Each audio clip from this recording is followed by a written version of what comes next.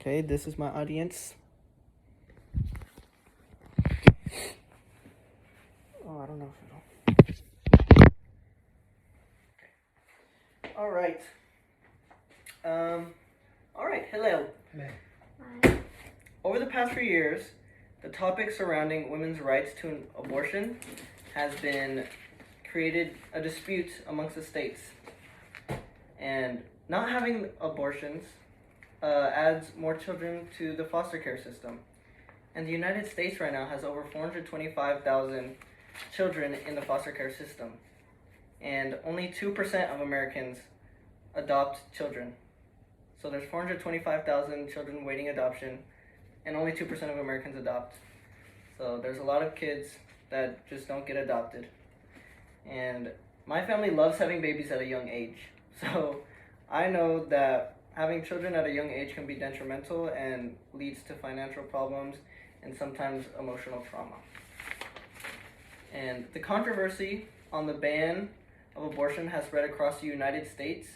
Legalizing abortion on a federal level will return rights to women, decrease financial instability among families, and reduce the child abuse in foster care and the amount of children being neglected in the foster care system.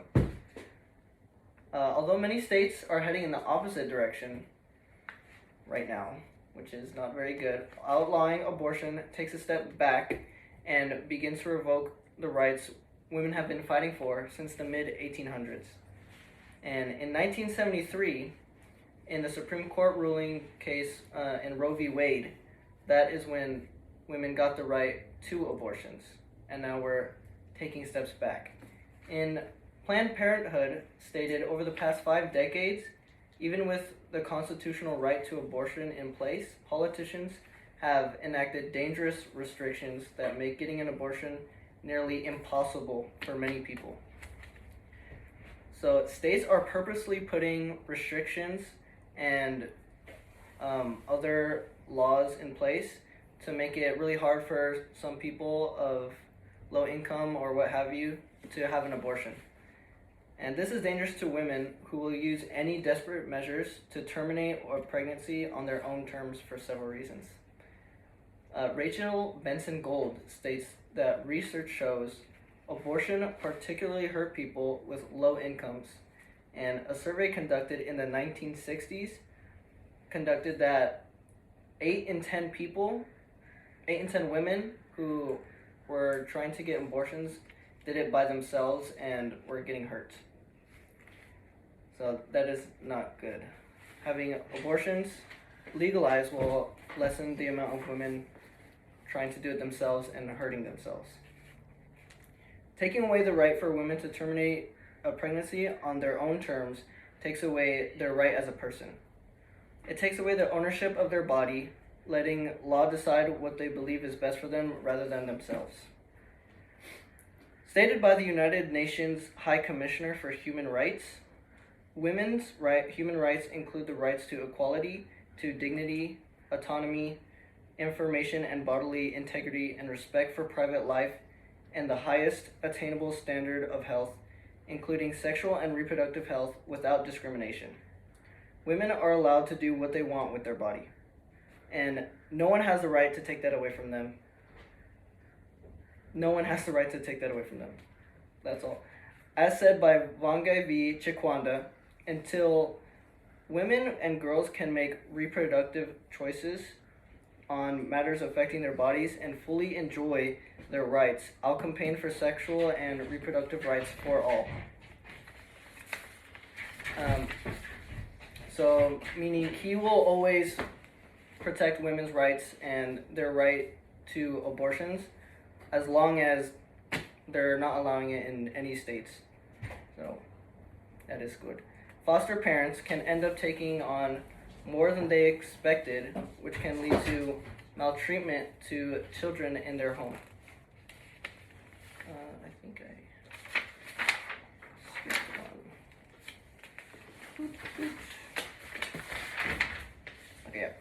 She also states, "My Body, My Rights" is Amnesty Global campaign to stop the control and criminalization of sexuality and reproduction. Amnesty is an official pardon for people who have been convicted of political offenses. So no one else should have a say in what a woman does with their body besides that person themselves, unless they are convicted of crimes here. On another note, financial instability is another reason outlawing abortion causes more harm than good.